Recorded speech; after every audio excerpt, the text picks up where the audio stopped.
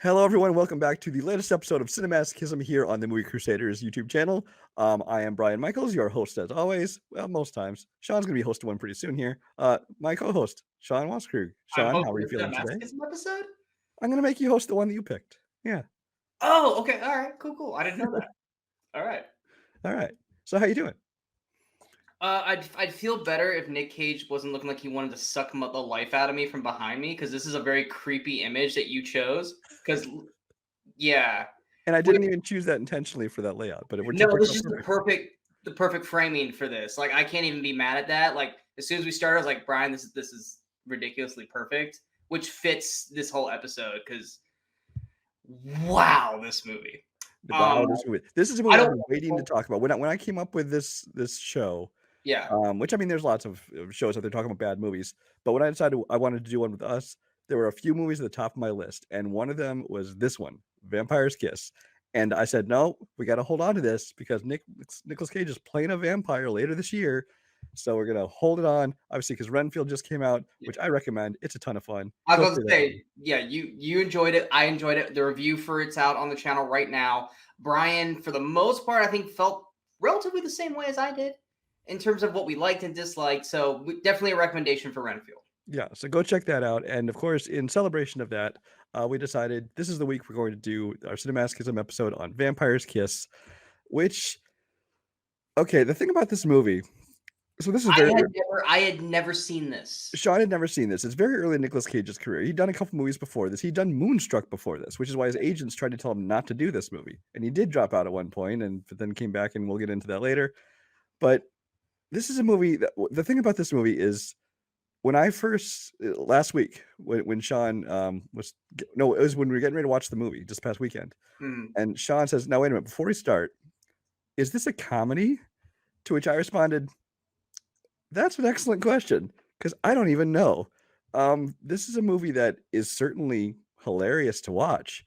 I don't think for the reasons they intended. Now, if you ask them now, the director and Nicolas Cage and them will tell you that it was all intentional and they meant to make it this way. But I'm pretty sure that's all just like, covering their ass and deciding to get in on the joke, kind of like The Room." I have something to add about that once you get through your whole thing. But yeah. Oh, and that's pretty much all I had to say about that. It's just because it's one of those things where it's like it's definitely weird and it's out there, but nothing feels like it's intentionally trying to be a comedy. It feels like it's just a, a horror movie, a dramatic horror movie that has an actor who went way over the top, and it just became this comedy. And like I said, now because it's now gotten this resurgence, it's like this cult classic, and people watch it for the memes and the comedy of it all. It's like they decided, oh yeah, we totally meant it that way. Yeah, about The Room. Now, okay, I'm gonna go on a little side quest here, but so The Room, I've seen The Disaster Artist, and I've seen 10 minutes of The Room, and a lot of people go, "Why haven't I watched the whole thing?" Because it's fucking garbage. That is a garbage movie, and it is horror. I barely made it through 10 minutes of watching like the best of it, and Disaster Artist, that was enjoyable because if I've seen Disaster Artist, I've seen The Room. It's just done better. But this, and I even said this during our watch along, because like Brian says on a lot of our episodes, if it's something that he's seen and it's something that I haven't, he watches it with me more to see my reactions.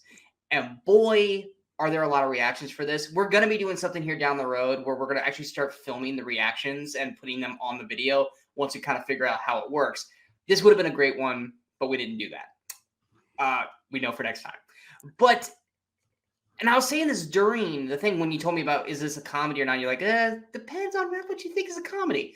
The Room is bad because it's bad, but it's also got shitty. Well, I don't want to call them shitty actors.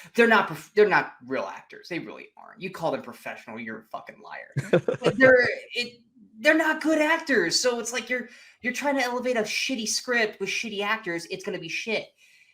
You've got this with Nick Cage, who at the time has already, because he got. Did he win or did he just get nominated for Moonstruck?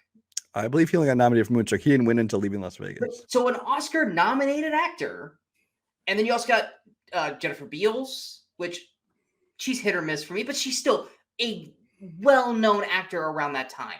And you've got these two at least. And whoever plays Alva, was well-known. Maria Conchita Alonso. Yeah.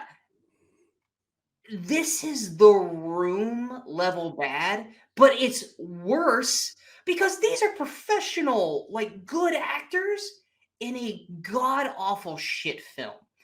And I lost track of how many times I was going, what the fuck is going on? Or there was one point where I actually wrote on my notes where Sean actually goes, what the fuck is this movie? which is funny because on Weekly Crusaders we talk about Disturbia and a movie that is the epitome of what the fuck is movie, Detention. And I followed that movie more than this one.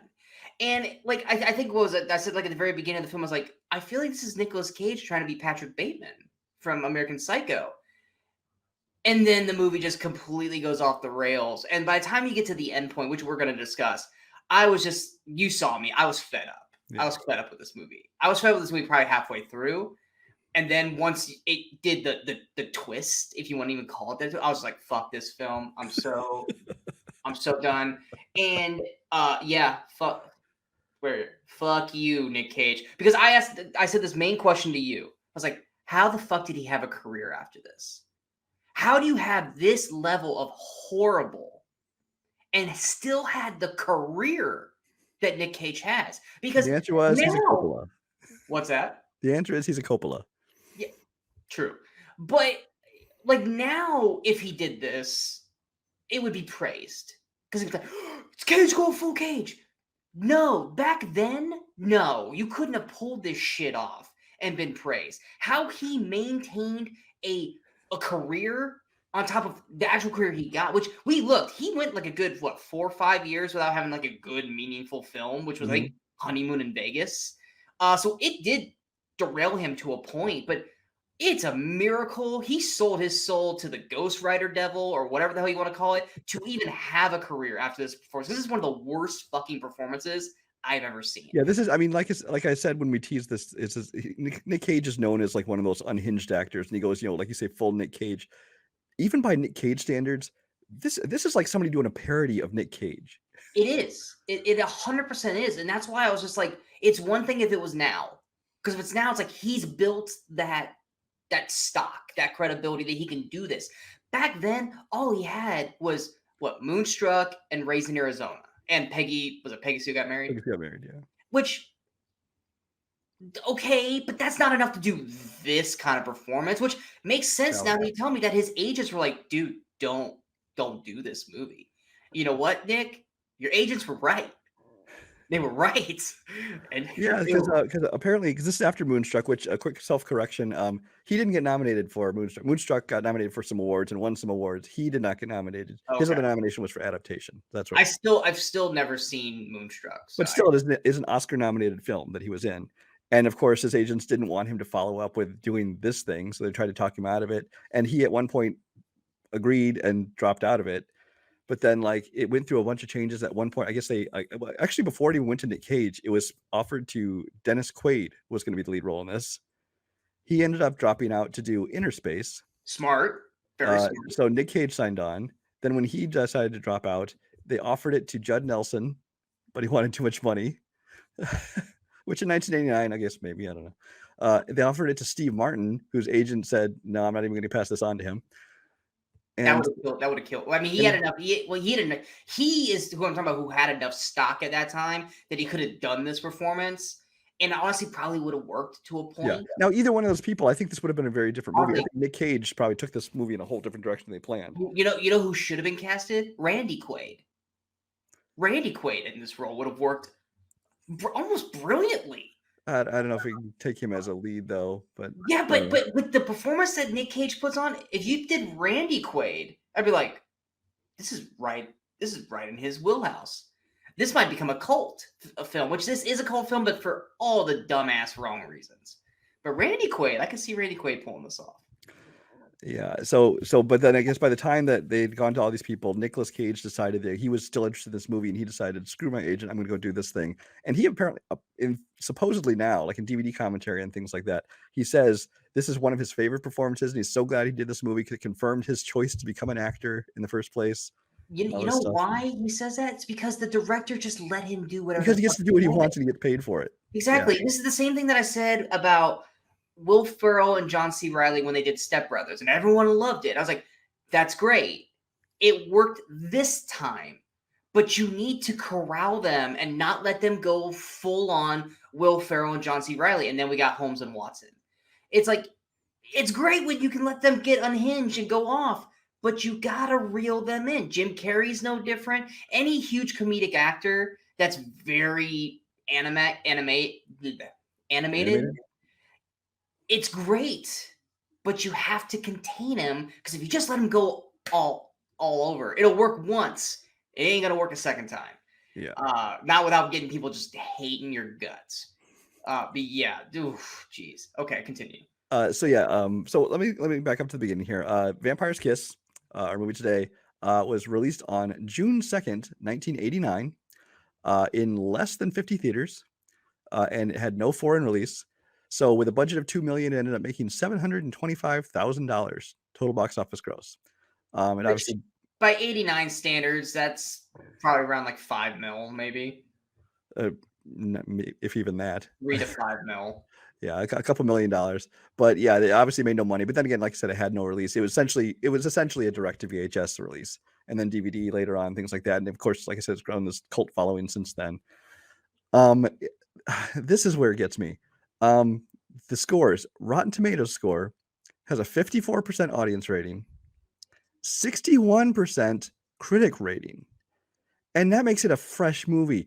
Do you know how many great movies are not considered fresh on Rotten Tomatoes, and this one has a 61%? But you gotta remember it, and this is where I'm gonna battle you on it, because it's and I'm not battle you, but go against the Rotten Tomatoes score. Rotten Tomato wasn't around in 1989, Mhm. so all of these reviews and critic scores and all this was done once Nick Cage was Nick Cage. So it's one of those things where you go back and you're like, wow, this was so brave and original, Well, and if you're watching it nowadays as this kind of cult classic comedy, and you're going in looking for the camp and the batshit insanity, then I can see that. But no, this movie still fucking sucks. But if Rotten Tomatoes was out in 89, no, this would have been like a 2%. And if you're saying that this movie was great in 89, you're a fucking liar. Yeah. Now, I mean, they do collect reviews that they can find from back before then, but even then, there were not very many to choose from. But then on top of that, then you get the public involved, and the public is stupid. We know this. Yes. But I'm going to read them off anyway. Letterboxd has an average of 3.5 out of 5 stars. IMDb has a 6.1 out of 10 for this movie. Sean, that's about the same as your rating on this, right? What's that? That's about the same as your rating on this? 3.5 stars? Yeah, sure. Sure. These are the same people that thought Kung Pao was great. Oh god. So that's what we think about audience scores.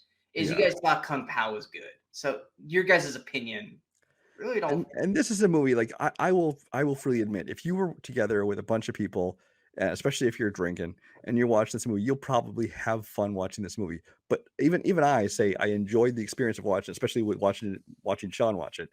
But I cannot, in good conscience, ever say that is a good movie. There is a drinking game in this movie, whether it's him doing that or just going off the hinge. You can get plastered watching this movie, depending on the rules you make.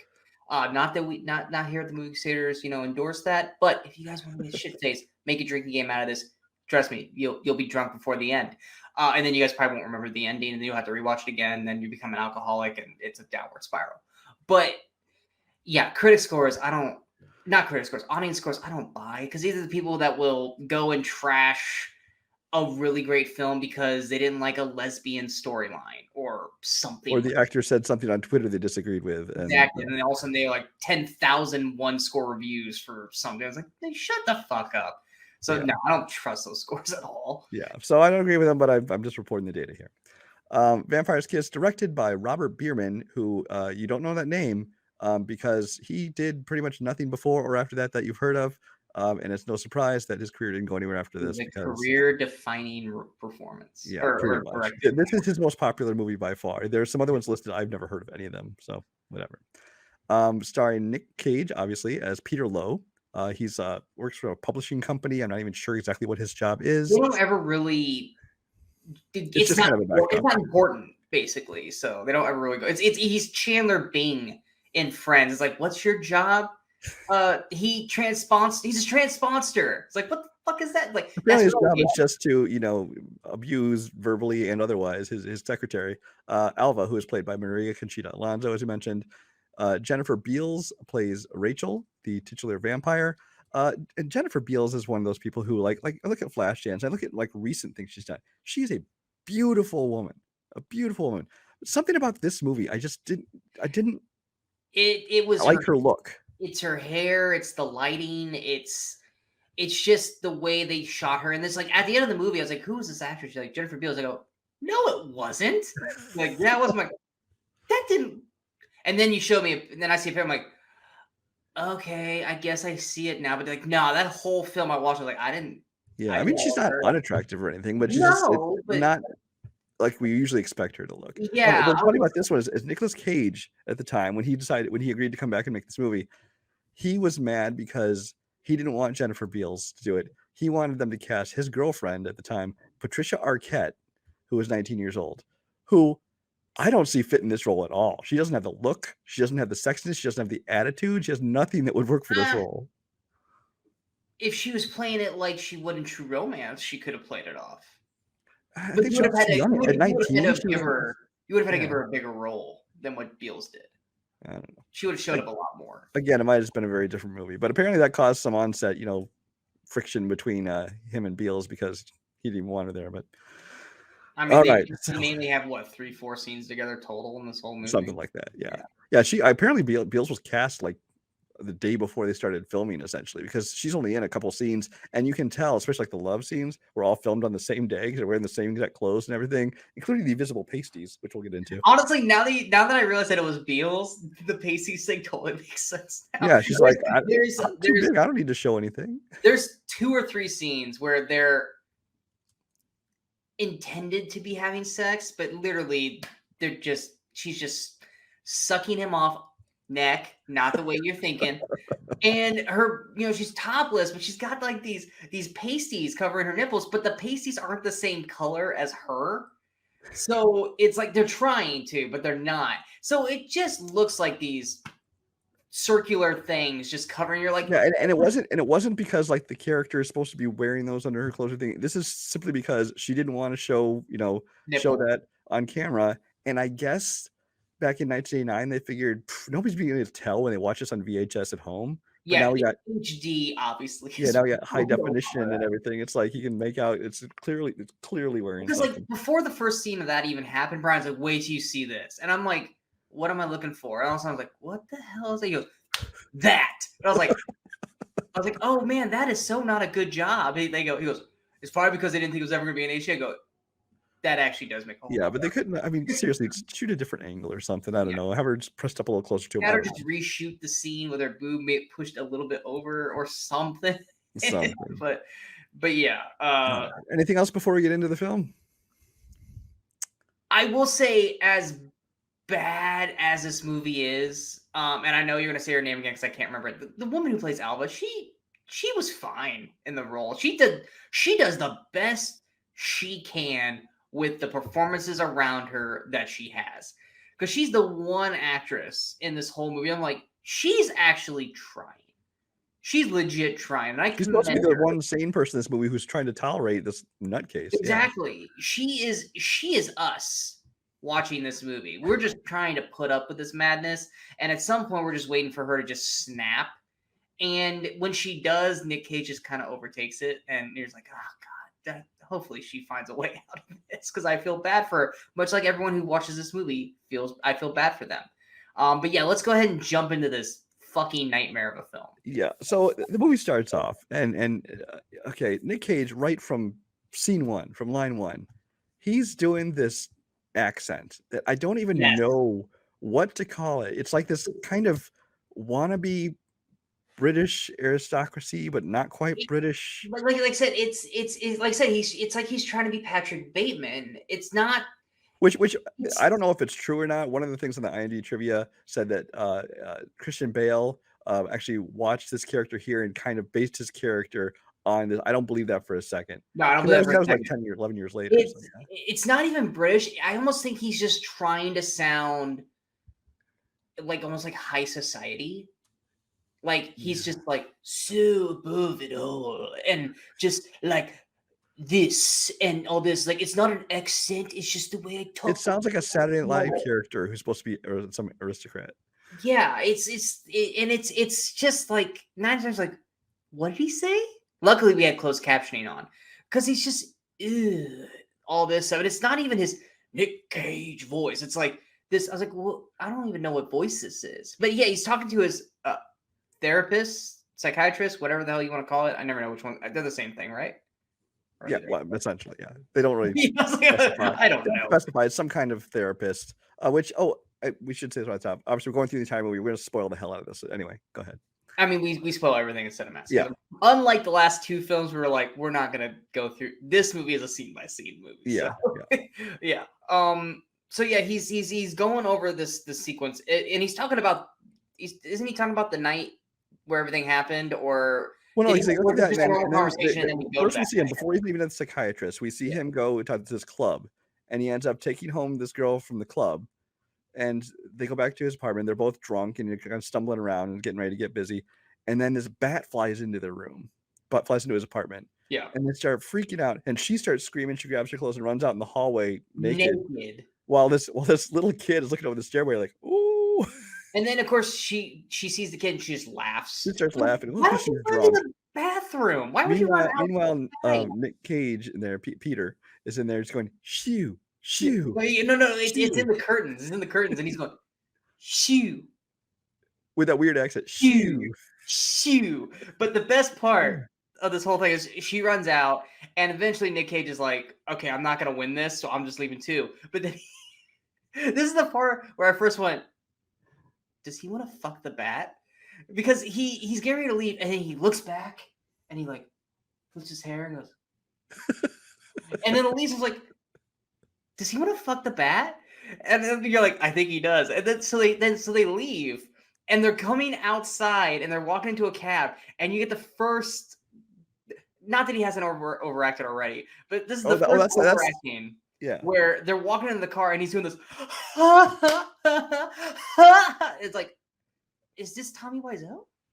Like, oh, it's so funny, and it's like, oh god, what is this?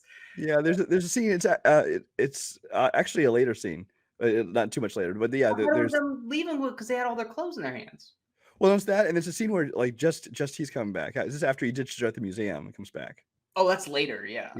Yeah. But there's a scene where he's coming into his apartment, and there's these mimes out there doing this. Like that's later in the film. Yeah, doing the dance. They slap him, and then laughing. But then when he comes back out of the apartment, there's the same mimes there doing the exact same dance. They're doing this dance rendition performance thing, yeah. And I'm like, okay, for no audience, by the way. Yeah, with no audience, they're just dancing in front of his apartment complex. And it ends with the girl mime slapping the shit out of the guy mime, and then the guy like raising his hands like to hit her back, and I'm just like, what's that got to do to anything? And nothing. And so he goes up into his apartment, comes back down, and they're doing the scene again in front of him, and he's just not even paying attention. He just walks past him. I'm just like, the mimes never come back. There's no story. Sean was waiting for something to come back. I'm like, nope, they're not coming back. Mimes never came, man. They never came. So I was like, what was the point of if you're gonna have something crazy like that, there has to be a reason. Other than that, I feel like they were filming because apparently a lot of this movie they filmed like guerrilla style filmmaking, like not necessarily getting permits and things. I feel like they were filming on that street, saw some mimes, and were like, "Hey, you want to be in the shot? And just do whatever you were doing." Which is domestic violence, and it's the most like. I said this is like this is. If a mime doesn't cry, were they really hit? I don't know. Is that? I mean, they don't leave marks. Guys, we're joking. But this was right up there with. I told Brian this. I was like, this is ranking right up there with the stuffed bears in the conference room from the Avengers, which is literally the name of an award for the Crusaders award show, which is the biggest what the fuck award. And I'm just like, why is this a thing? And we're So like 5 minutes in the movie at this point, 10 minutes. yeah, and so he goes back to his therapist and he's talking about this whole bat thing, and he's like, and she's like, what she's like, well, that's crazy, how'd you feel? He's like, I got aroused to the And she's bat. like, "Oh, well, you did say you were, with a woman and you were starting to get, physical and things like, no, it was, I was it was down then. I'm freaking down and I saw the bat and that aroused me." And it's like, And then Brian had a real problem with this. The therapist goes, like he goes, she's not supposed to do that. yeah, the therapist like looks at him like, "What the fuck's wrong with you?" And I'm like, The "I'm therapist pretty isn't sure you're not supposed to react that. like that." A And little then- unprofessional. Of course, and then you find out she doesn't exist later on. So What's who cares? funny is that like after he sees her react to that, he's like, well, I was drunk and horny and drunk and a little horny. And I'm just like, okay. And so we get that all established that he wants to fuck a bat. Okay, cool. So we go to his office and we meet Alva. And apparently there's this contract. It was something. apparently one of the, I think an author or somebody or who, when he sold his first book to be published or whatever, and he wanted to get a copy of the contract to have like framed or something like that. Yeah. Anyway, he had a client who wanted a copy of his contract from way back when. And so he needed to find this thing, and it wasn't where it's supposed to be in the files. So he assigns Alva to be the person he wants her to find this contract. No matter what, she has to drop everything else, spend all day, every day, just looking through papers for this contract, and that becomes the biggest thing in this movie. The most pointless fucking plot device in this film, and this thing drives the film. But Well, I would say that's kind of the point of it, because it's like it's such this menial thing, and even that client calls up and later on and tells him like, yeah, "Oh, you know what? It's no big deal. I understand. It's gonna be hard to find. you got Just so take many a other little things rush." to do. Don't even worry about it. But he doesn't tell her that. He lets her think like he just called and he's shoot my furious. ass out. Yeah. And it's like, and then we get one of the very first Nick Cage was like, "Am I getting through to you, Alva?" It's just like, Yeah. So Yeah. we got a brief glimpse of the office life there. Then he goes out to a bar, and this is where he meets Rachel, Jennifer Beals, yeah. who he apparently Well, she must be a real smooth ladies man. This is the Patrick Bateman-esque part, because he's sitting with these other business guys, and they're talking, and he's clearly just bored. And so he goes and sits like in the cubicle, or not the cubicle, the booth behind her, and he makes like a snide joke, which she laughs. So he's like, "Oh, there's my opening." And just jumps into her booth. Yeah. Jumps into her booth and just starts, doing the thing, and then we lead to the pasty love scene. The pasty lovemaking, and then she, bites him, of course, being the vampire of the movie. He wakes up in the morning, and you see him. He's making some coffee, and then he goes in and he's like tries to hand her the coffee, and she's not there in the bed, and his hand just starts shaking like crazy. And Yeah, like, it's sort of like, does he still see her? Is this like a did she vampire leave? Is she trance, or- invisible? Did she have to get out? Did she have to go hide because of the sunlight, so she had to be gone before sunrise? Something like that. Yeah, so we don't really know what's going on. We're like, oh, okay, weird. He's spilling coffee all over his bed, but whatever. We get more of just him abusing Alba. This is where we get the Well, call. then he calls up. Then he calls back. He hooks back up with the girl from the first night. The bat girl. And they decide to meet and go to this museum. And they go to the museum, and at some point, he just like takes off. He says he's gonna go piss. Yeah, he says he's gonna go piss. He doesn't say like something came up, I have to leave. He just says he's gonna go piss, and then he just leaves. Yeah, he just goes home. Yep, just gets right in the cab. And he's waiting there for hours until she, of course, gets mad and calls him up and says, "Don't ever call me again. I can't believe you just did that. You don't do that to somebody."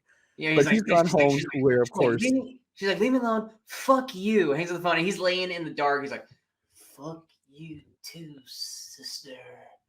And we're just like, what? Oh, I was like, all right, well, maybe he's like, and he's fucked up from the vampire thing, and then he's about ready to like, he calls her back, like the next day or whatever, because he's freaking out over this whole vampire thing, and he's apologizing to her. He's like, hey, I'm sorry that I was sick. Blah, blah, blah. I apologize. Meet me. I need to see you tonight. Can I please see you tonight? She's like, all right, I'll be here at 9:00. Meet me there. And so he's getting ready to leave, and he's like, I think right about ready to walk out the front door, and then all of a sudden, here comes Rachel down the stairs, and he like freezes, but he freezes like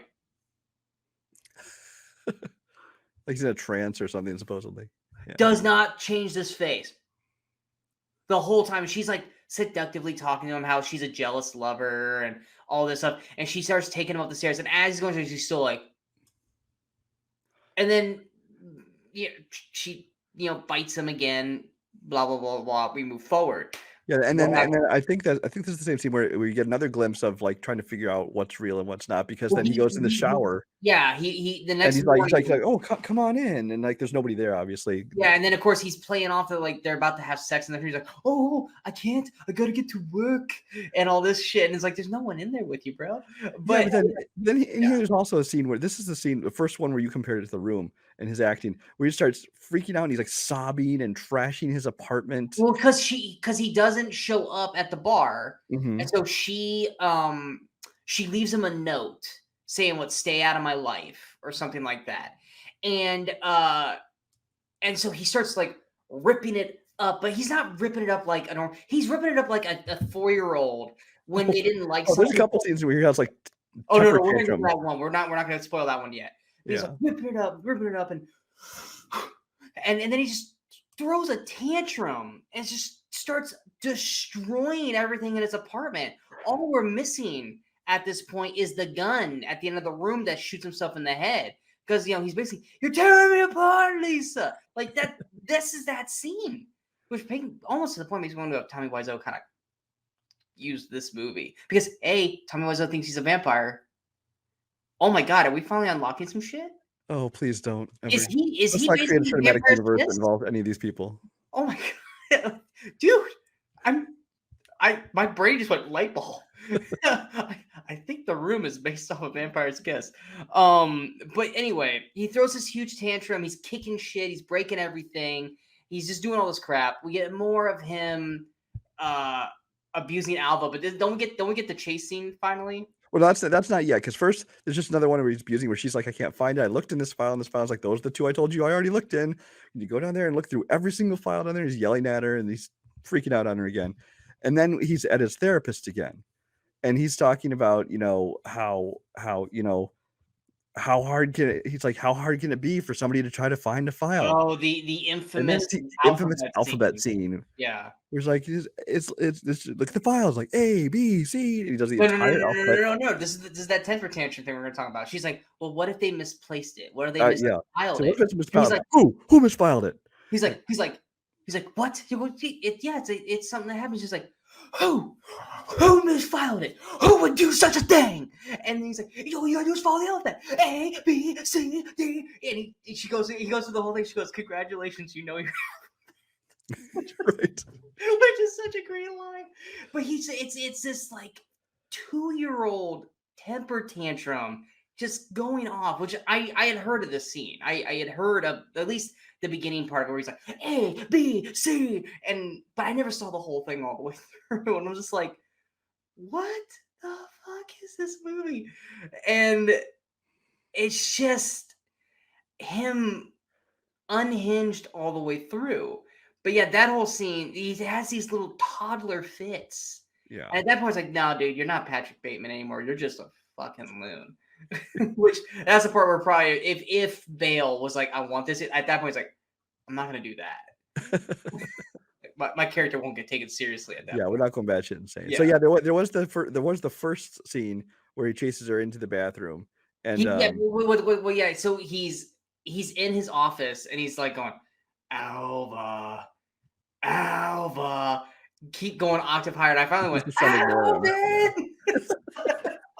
But he finally screams enough, and like they're ignoring her, and he walks out. And he's like, Alva, and he like does a full on Jim Carrey jumps like box jump up on the desk, and he's like, "You!" and she runs full sprint, and he's chasing her ass out the office, and it's like everyone else is just like, "Okay," Yeah, and and he chases her. He follows her into the women's bathroom, Please tell me you're and gonna this bring and the the old other man. lady in there just like Wait, barely even looks like, "What the fuck is going on?" And just keeps walking on. this is a woman's room. You ain't supposed to be in here. And walks. I'm like, It's like dude, this lady just got chased in here by a crazy dude, she was visibly chased in by someone who and she's pursuing her. terrified. And you're just like, I don't got fucking time for this shit. And it's like, wow. And then you find out that woman actually worked in the office because later she actually comes and consoles her about something. But it's like, why didn't you help her? Well, I guess she's like this half acting like, "Are you okay?" And then walks away without even hearing an answer. It's like I think she was just somebody who got a walk-on role for. But I don't yeah, know. just leaves Alva out to dry in that bathroom. And he Yeah. basically chastises her in the bathroom. He doesn't do anything to her, but just, ridicules her. Yeah, so this is actually before the alphabet scene therapist physics. And the next day he comes in and he's like, apologizing. "I hope you're not mad. I had just done some mescaline that really does some crazy things to you. I promise I'll never do that again." And we're like, "Oh, this is just like the and biggest abusive Alva relationship." is so like, oh, it's okay. I've done that before too. Like, I get it. You just don't have Was mescaline a control. big thing in the 80s? I don't. And she's so like, oh, it's okay. Don't worry. I'm like, no, bitch, call HR. It's like, what the fuck? And then she's like, well, and he's like, don't even worry about the thing. It's not a big deal. Like, we're fine.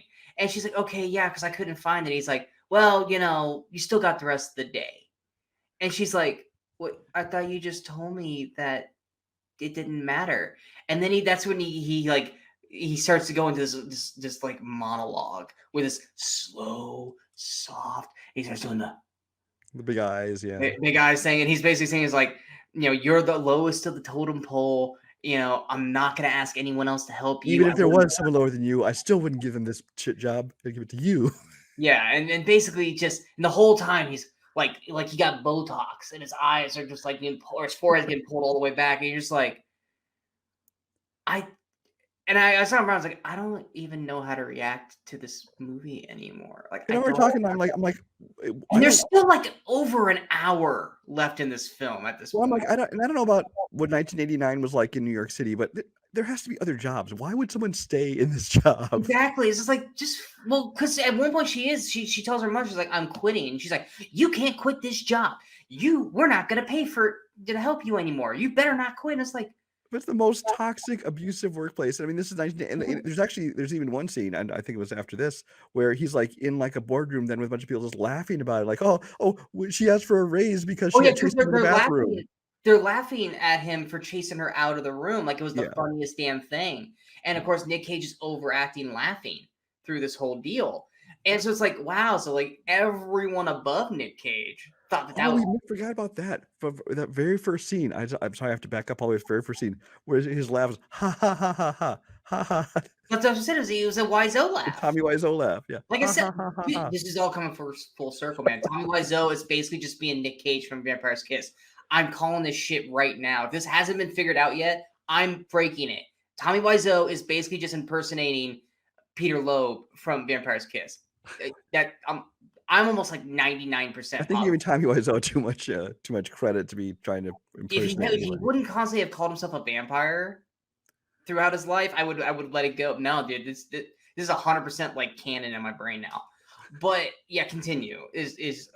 So yeah, we see Nick Cage goes home. He's got his groceries. We know the groceries because like every movie, when you're carrying groceries, you have to have a baguette sticking out the top of it. Wait. Did he already do the leaving the restaurant and the thing? Oh, I don't know where the restaurant scene comes in, honestly. Wait, he starts to have like these like fits, and we're thinking he's transitioning into a vampire. Like after you went home, this is a scene where like he's freaking out because he looks in the mirror. He's like, oh, he doesn't have a reflection, which obviously clearly has a reflection, but he's the reflection thing. He's at work because he's in the restroom during that scene. That's later. That doesn't happen. Was that the work restroom? Yes, it's 100% the work restroom because there's that guy on the shitter. But he's at this diner, and it's busy. But this waiter hasn't gotten to me. He's like, "Am I gonna get fed at any or take my order at any point?" The guy's like, "Dude, I'll be right with you."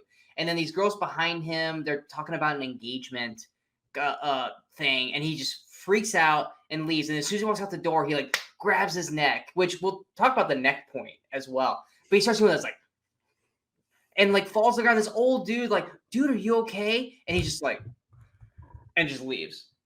And it's like, Are you okay? yeah, there's like end of scene. I think they just grabbed extras on the street and said, "Here, say this line." Yeah, you can't act. But then there's this part later where he's got the grocery bag. Yes, he got the bag and hang out, and he just kind of like once again like all of a sudden gets this overwhelming like pain, and he tumbles over, and they do like this camera shot from like 3 floors up, and this dude runs up to him. He's like, "Bro, man, you okay? Okay, here, let me grab your bag." And like Nick Cage just kind of like walks into traffic, and the guy's like, "Dude, you forgot your food." And no, I'm just thinking free groceries. Okay, cool. But no, it's so you have that, but then there's what the scene you're talking about is he's back in the he's back at work, and he's in the bathroom, and he starts freaking out because he's got the mirror in front of the sink, and he's got the long mirror to the left of him, and he's like going, where am I? Where am I? And you see clear as day he's in the fucking mirror. But to his mindset, he doesn't see himself in the reflection. And like you just see him full on in the mirror right here. And he's having a fucking panic attack because he doesn't think he can see himself in the mirror. And he's like, "Where am I? What's going on?" And there's this guy in the shitter. He's like, "Can you cut this crap out? I'm trying to take a crap here. Go back to drama class or the ladies' room, man. I'm trying to take a shit." And he's like, what the fuck? And so he then yet another scene where you're like, okay, so he's not a vampire, or he thinks he is, or we still even know what's real and what's not at this point. What the weird part about the whole thing is that like she bites him at least 2 or 3 times in the movie, but like a normal vampire bite is right here where the jugular is, but he puts the band-aid, and you can see it right up here in the picture. It's here. Well, and when he pulls the band-aid away, you see the 2 dots are this way, yeah. Yeah, but they're up here. No vampire bites there. And they're horizontal, so I'm not sure the angle you come in at to get that. Like your nose would be smushed up against an ear. It's like no one. I'm sorry, vampire etiquette. You don't bite like that. That's not how you bite. And we saw her when she was biting him. She was not in that position. No, she was straight up in like normal area. But unless she has like one fang up here and one fang down here. Yeah, it's weird because like it's such a high angle band-aid, and it's like because like afterward we're like, how did she bite that way? Like that's you can't bite that way. You bite here so you can use the curvature of the neck. Well, also earlier in the movie, we saw him cut himself shaving, and he put a band-aid on. So it's like I kind of think that the purpose was he actually cut himself shaving, but he kept thinking that was where he was bit. But yeah, because like, again, I'm probably giving the movie too much credit for that. Even at this angle, she would have had to like unhinge her jaw, or her fangs had to come out like this, like prongs. That's the only way that trajectory works. Or like you said, one fang on the top and bottom. There's no way that works. So things escalate the next time he's back at work chasing down Alva. This time he takes her all the way down was the boiler room. Yeah, he basically he's chasing her down. She runs downstairs at this point. Oh no, hold on. We forgot something. She talks to her brother because she stays home sick. And, she's the whole staying home sick, and he drives out. There's a reason. There's something that we left out that goes to that scene. She stays home sick. He finds out that she's home, looks to where she lives, comes over once again like a narcissist. Basically, he's like, "Look, it's no problem. I'm just worried about you. I just want to make sure you're okay. Don't even worry about the file. Everything's gonna be okay. Do you want to come into work? Like, we don't have to worry about this." She's like, "Oh, okay, I'll come into work like a fucking idiot." But as soon as she's in the car, he's like, "Hey, we gotta get back there and find the file. I thought you said it didn't matter." Yeah, he's like, "Fuck you, you dumb bitch." I just spent like $40 driving out here to pick you up and bring you back to work. So you can find this damn file, and you better find it by the end of today. And so she's like, "Well, okay, before we go, I got to stop and drop something off to my brother who works at a shop." So he drops her off, which I'm like, fucking run away at this point or call the cops, something. Yeah. So she goes to her brother and she says, "Hey, I want that gun." Well, she has a gun. She wanted the blanks. She asked for the bullets. She asked for the bullets, he gave her bullets. blanks. Yeah. You wanted real bullets. He's like, I'm not giving you real bullets. It's Yeah. not a legal gun. She's like, well, fine, give me blanks then. So he gives her blanks, and then it's near the end of the day, and Nick Cage is like once again having a freak out in his office. He's like curled up in the fetal position, hiding in the dark. And so Alva it's just him and Alva there at this point. And she knocks on the door and she's like, "Hey, I finally found it. I finally found the whatever the fuck she's been looking for the whole movie." Contract. And he's like, "Yeah, the contract." Too late, Alva. He's like, too late. Too late. Too late, Alva. She's like, "No, it's not." He goes, "Too late, Alva," and then starts chasing her all the way down to like the boiler room. She pulls out the gun, and he's like, "Do it! I'm a vampire. Do it!" And first, he's attempting to he rips open her shirt like he's gonna rape her. Well, no, because she tries to shoot him, but it's blanks, and of course, She starts shooting at the floor to try to like. She shoots the floor, but nothing happens. And but he's like, "I'm a vampire. You can't kill me. Do it. Shoot me." And she's like, "Don't rape me." He's like, "Oh, I'm gonna rape you." And I was like, "Yeah, what?" But then he ends up getting a hold of the gun himself, so he turns it on himself, puts it in his mouth, pulls the trigger. Which, first of all, if they were actually blanks, it would still kill him. Yeah, because of the trajectory. They would still shoot up the gun, would still blow it. But because they're blanks, he's even further proof that he thinks. Yeah, because they're blanks, and it doesn't kill him. He thinks, "I'm immortal. I am a vampire," and that's where he starts showing us. "I'm a vampire. I'm a vampire. I'm a vampire." He doesn't rape Alba. He rips her chest open, or rips her shirt open, and then he hits her. Which I didn't catch the hit part, but she has bruises on her face afterwards. And then she's like knocked out on the ground. He's all like, Elva, I'm a vampire. I'm a vampire." And then he runs out of the building screaming down the street, "I'm a vampire! I'm a vampire!" And then he tries to run up into a club. And he's like, "I'm a vampire! Let me in!" They're like, "Fuck you, dude!" And then some guy does the cross thing, and he's like, "Oh no!" and runs away. And so then he goes to this pawn shop, like a novelty shop kind of thing. Yeah, and he tries to buy these fangs, and he for someone who's he doesn't have any money. Yeah, it's like these fancy resin fangs or something like that. And I think that what they cost like 1995. And he's like, he looks at his wallet. First of all, he has credit cards. Why didn't he use those? Exactly. You even see him, but he pulls out. He's like, "I don't have that much. You got anything cheaper?" He pulls out the plastic. The plastic children's white ones that you can't wear because they rip your gums off. Because it says these are like $3.50, which is a dollar store. But anyway, he basically goes and sits on a park bench in the park, and he rips it open. And he puts it on, and he's like, he's just making fashion. And then he's basically disappointed that his real fangs haven't come in yet, so he wants to wear these fake ones in the meantime. Yeah, so he then goes to a toll booth, and he calls his therapist. And he's like, "I need to see you as soon as possible. Something's happening to me." And she's like, makes a schedule. So he goes home. Wait. No. He goes home because you're about to jump ahead. He goes home, and he's like freaking out, and he decides, "I need to make a coffin."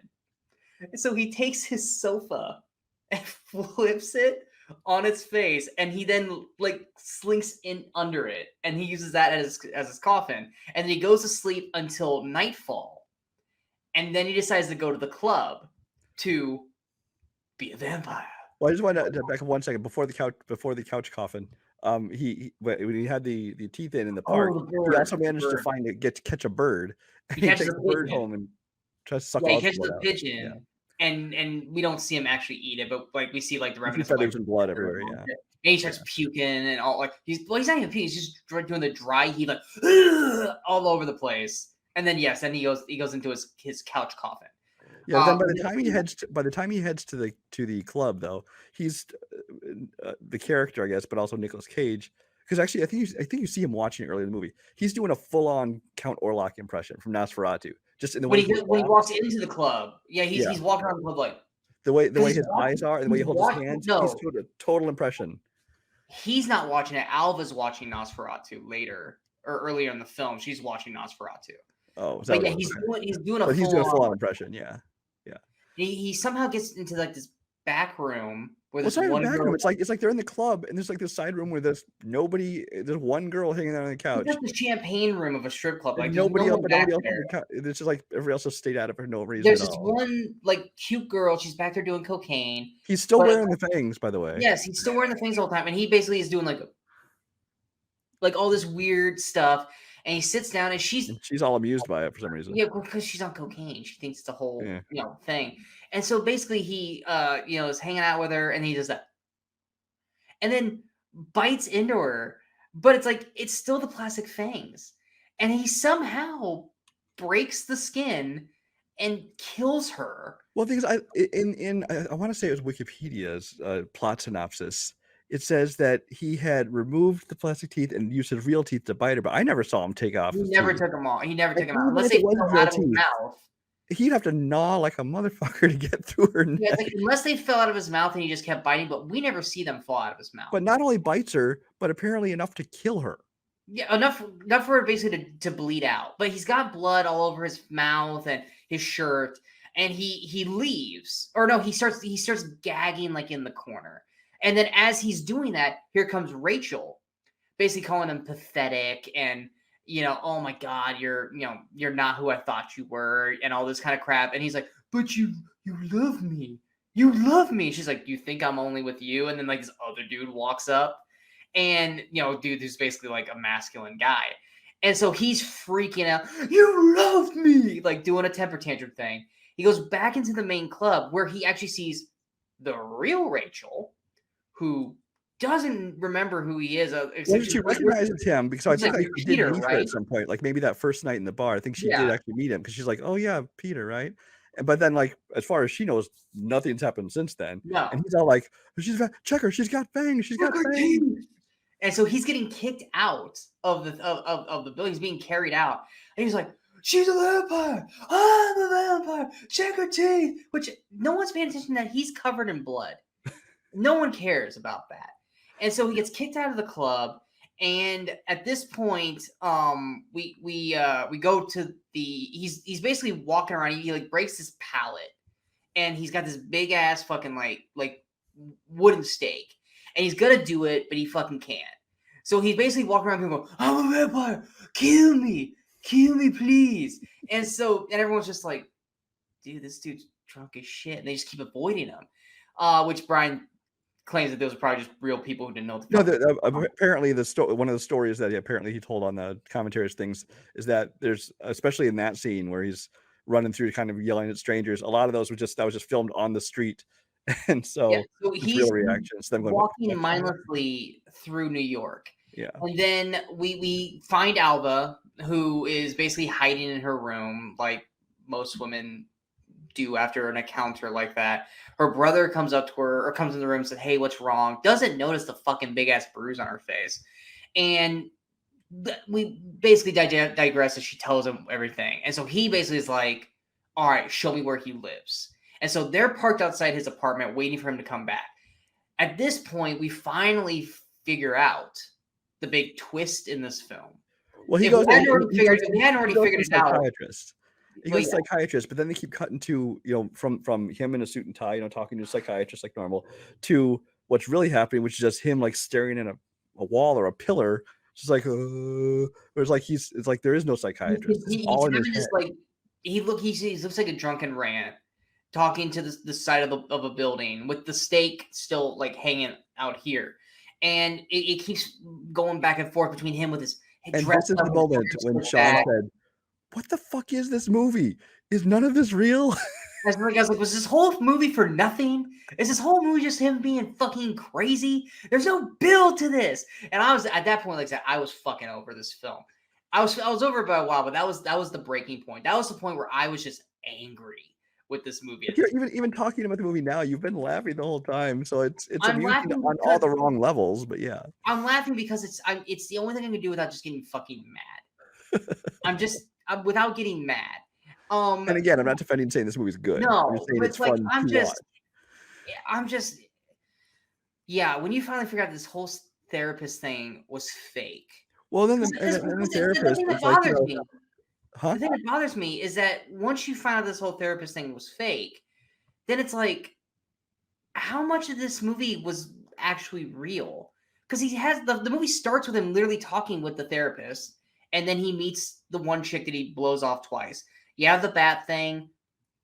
I'm assuming the bat thing was real, but then you have all these other therapist trips and where everything else is fine, but then it's like everything is like, how much of this movie actually legitimately existed? I think there never was a therapist. I think that was just all Well, in then his there was never anything with him and Rachel back at his that place. first meeting maybe was it. Yeah. You find out that like 60+% of this film never actually happened, which just pisses me off because most of that shit is garbage, which makes me even more mad that I had to watch through 60% of stuff that doesn't fucking matter at the end of the day. That's why I was pissed. But he And has the, this whole part. the psychiatrist is like, "Oh wait, you're looking for someone? I should have matched you up with my next patient, Sharon." And so she brings in her other patient, who's played by Jessica Lundy, who's an actress I recognize from some TV shows and things. Yeah. But she brings her in like, "Oh, you two should be together. I can't believe I didn't think of this earlier. You two are perfect for each other." And she's acting really weird and over the top now too, because at this point we know she's not real. Yeah. And this is when Keeps going back and forth to him talking. that's your that's one of my favorite things too. And yeah, then honestly, you know what he's actually doing a good impression of? I mean, it's a shittier impression, but it's a good impression. When he's actually when they actually go back to him in real time and he's talking, he's honestly doing his best Donald Trump. Hello, Sharon. He totally is. He's totally talking just like Donald Trump. And yeah. then like they're getting ready to leave the therapist's office together, and he goes, "Oh, I almost forgot. I did rape someone a couple nights ago." Like, yes. Okay. To which she's just like, "Oh, you just need a little id release. There's no need to worry. Don't worry about it. Yeah, You two just go and get on with your romance with Sharon." He's he like, goes, "Oh, and I also killed somebody I also last night murdered because someone. I'm a vampire." She's like, and she goes, "Oh, don't like worry that's some about like that." a hot ending where like, nobody's perfect, Yeah, don't worry about that. The police aren't even going to worry about it. There's murder happening every day, everywhere in New York. I'll take care of that for you. Which I don't know how she did it. Yeah. Okay, come on, Sharon. And then he's walking down the street. He's like, "Oh, what's this?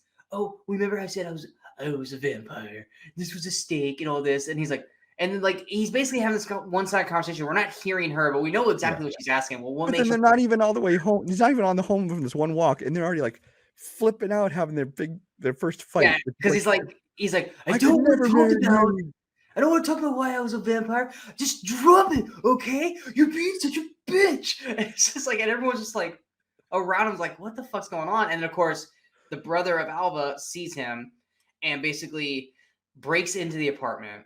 And at this point, he's still throwing like little fits. He's calling Sharon a C word and saying that he hates her and all this kind of stuff. Once again, he starts trashing what's left of his apartment except for his coffin. Nonsense. Yeah. So then he goes back into his couch coffin, and Alva's brother breaks into his apartment and is looking for him. But then he sees like his leg or something sticking out from the couch, and he lifts the couch up.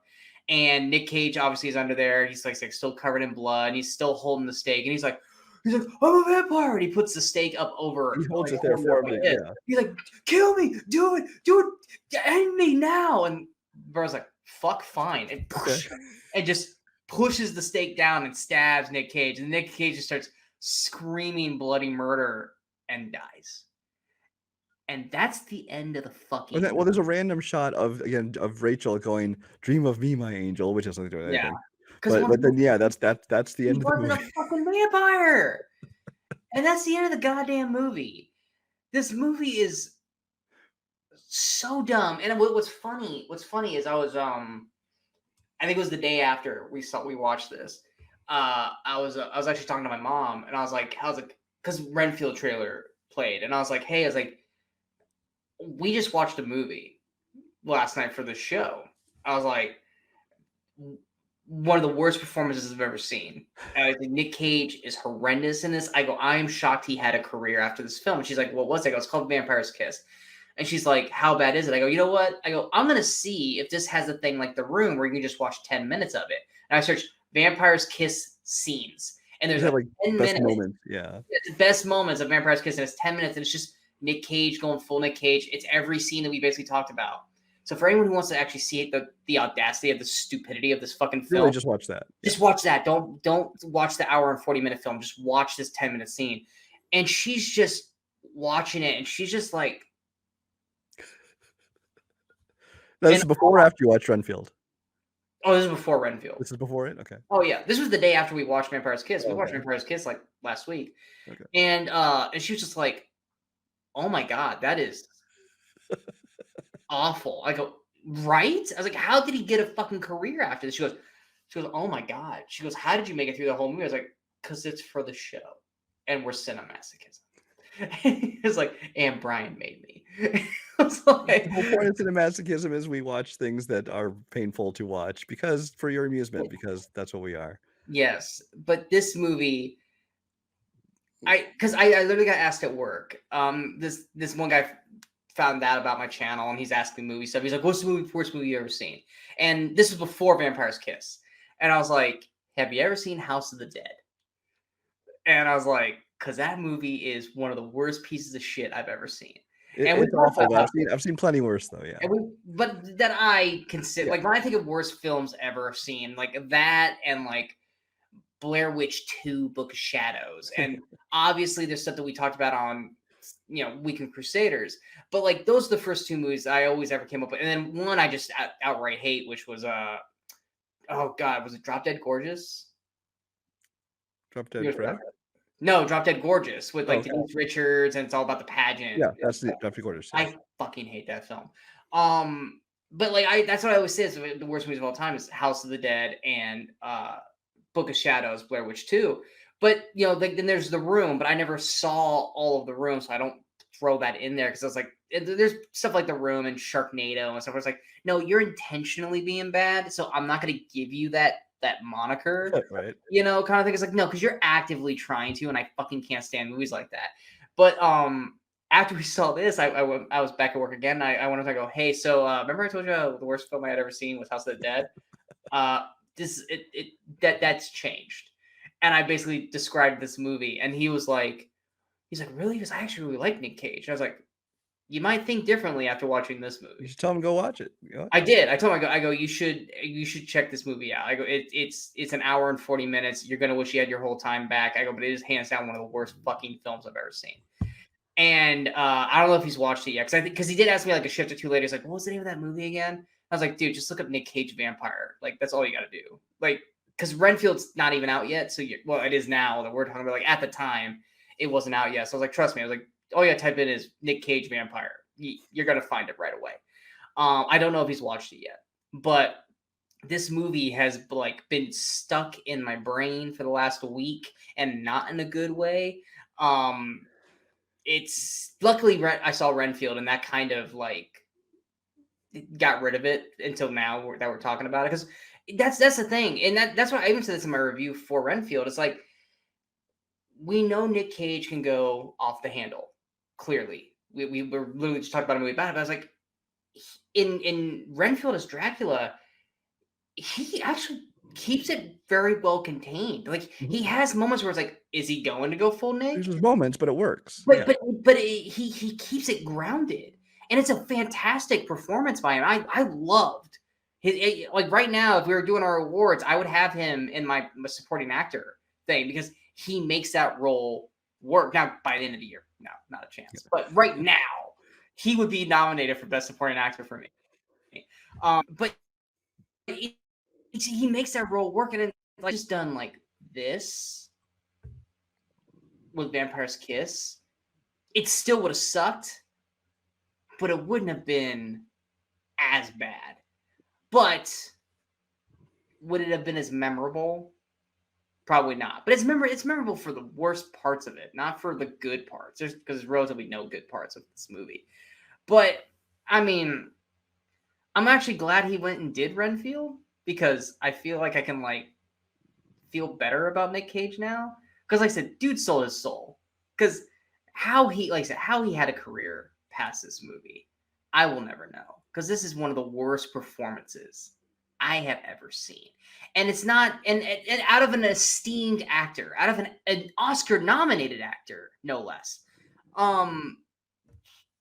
how you have a performance like this and still get work boggles my mind. I utterly hated this film. Like, I hate Kung Pao, and I hate It Follows.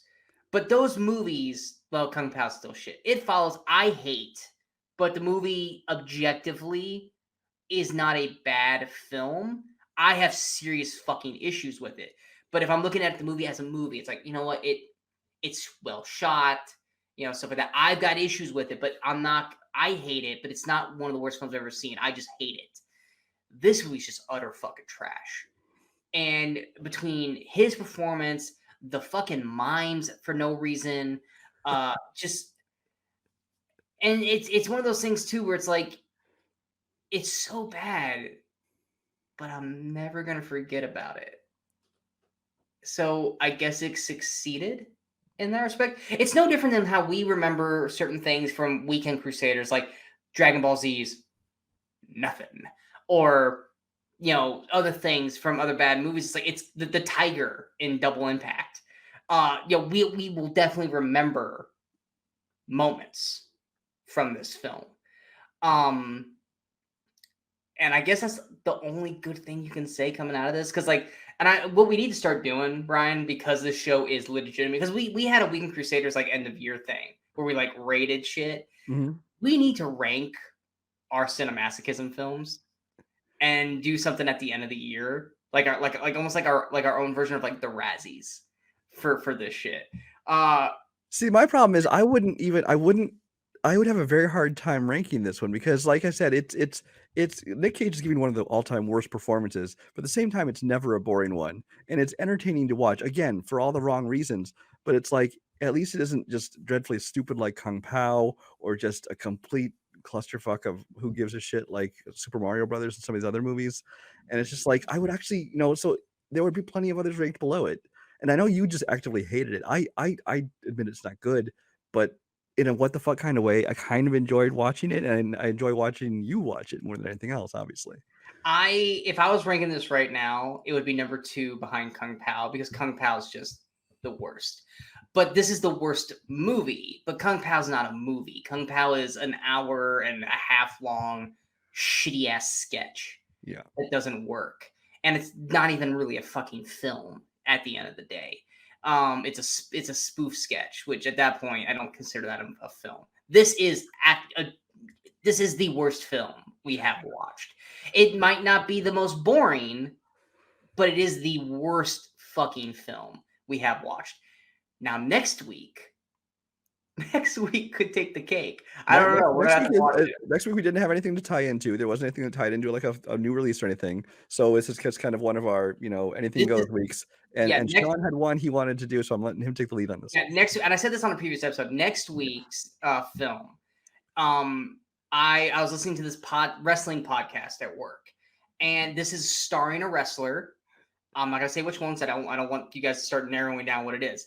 And he just described the movie to me, or not to me, but he described the movie to like the people listening to the podcast.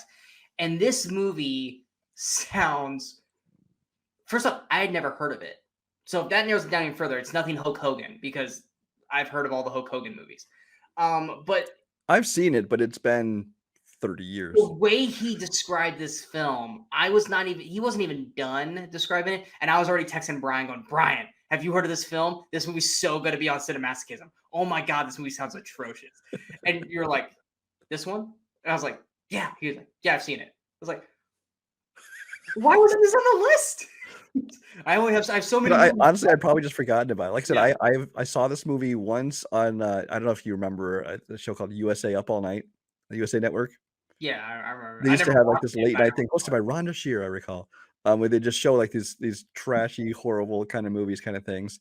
And actually, at one point, it's hosted by Gilbert Gottfried too. Anyway, but I remember watching the movie on there. And then I think I actually went out and like rented the VHS just because I wanted to see the not cut for TV version of it. And but yeah, I think I have not watched it since then, and so I think I just didn't even think of it because I don't remember the movie.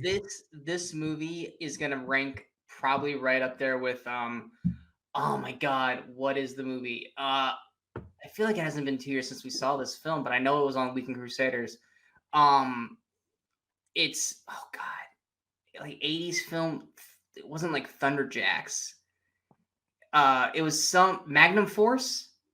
Oh, Is that Megaforce you're talking about? is it Magnum The one Force? we watched, Megaforce? Yeah, Megaforce. Megaforce, yeah. That I feel like this movie is gonna be on the level of that. I don't know. I'm actually excited to watch it. But that's all we're gonna leave you with on terms of teasing that. Anything else that you would like to talk about for Vampire's Kiss? No, but if you also want to torture yourself and watch this movie, it's available free all over the place. You can watch this thing on Tubi TV, Pluto TV. If your library does Hoopla or Canopy, you can watch it on there. I would advise not to actually pay for it to watch it. Just go to YouTube and watch and put best scenes of Vampire's Kiss. Watch the 10-minute video and just be done with it. You really don't want to watch the rest of this movie. I literally yesterday was at a Dollar Tree. Do you have a Dollar Trees near you? Yeah. I don't know. Well, no, it's Dollar General, but yeah. They had a section of DVDs, and I'm looking through there, and I find one of Vampire's Kiss, and it's $1. I'm like, should I have this for $1? And I can just like, Not, if it was a penny, maybe. but then I'm like, why would I even pay that for it? Now, if I was going to buy Vampire's Kiss, I would go outside and I would find the dirtiest, muggiest fucking looking penny possible. And I'd be like, if you cut this in half, I will buy Vampire's Kiss from you. Because that's what it's worth, is half a fucking penny. Yes. It definitely isn't worth $1. Yeah. So, I mean, if you want to go, I recommend doing what Sean did. Go on YouTube, watch the clips of all the best moments, because that's really all you're watching this movie for, is I would say insanity. I would say watching it like that, it's random and completely out of context, but you know what? So is the rest of the fucking movie. So if you're watching it, you're like, well, this would probably be funnier or crazier if I actually watch this like in order of the movie. It's like, no, Yeah. it won't. And if you want to sit down with some friends and laugh at the movie, and fine, watch by yourself. Otherwise, just watch the clips of that, or better yet, just go watch Renfield. That's a good movie. Renfield is pretty fun. It is a lot of fun, and Nick Cage puts on a awesome performance as Dracula. Also, Nicholas Hoult is great in that as well. But that is our episode of CineMasochism. If you guys like this episode, hit that like, share, and subscribe button to the channel so you guys stay up to date with all the latest videos pop up on the Movie Crusaders, as well as follow us on all the social media outlets you see below. Like I said, next week we'll have the next episode of CineMasochism about that movie that we're not going to tell you off right out of the way because we want it to be a surprise. We will also have next week's episode of the Weekly Crusaders, where Brian and Michaels and myself will talk about 2 movies that came out during this week in movie history. And then also Evil Dead Rise comes out. So we will be having a review for that. Like I said earlier, my review for Renfield is on the channel currently, as well as this week's episode of Weekly Crusaders, where we talked about, Disturbia and Detention. Or Detention, a good movie. Let's Just Be Friends with Benefits, or whatever the hell they wanted to call it. It's Detention. Let's just be real. But yes, plenty of things on the way, plenty more from CineMasochism. So many bad movies coming, and so much torture coming down the pipe for me and Brian. All for you guys, all for the random views and clicks that you guys give us for this show that Brian decided to create to hate me. But until next time, I'm Sean Wascrew. That is Brian Michaels. We are the Movie Crusaders. And in case we don't see you, go watch some movies. Go have some fun.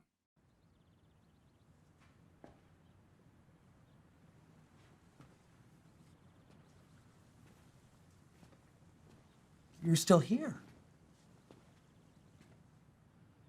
It's over. Go home.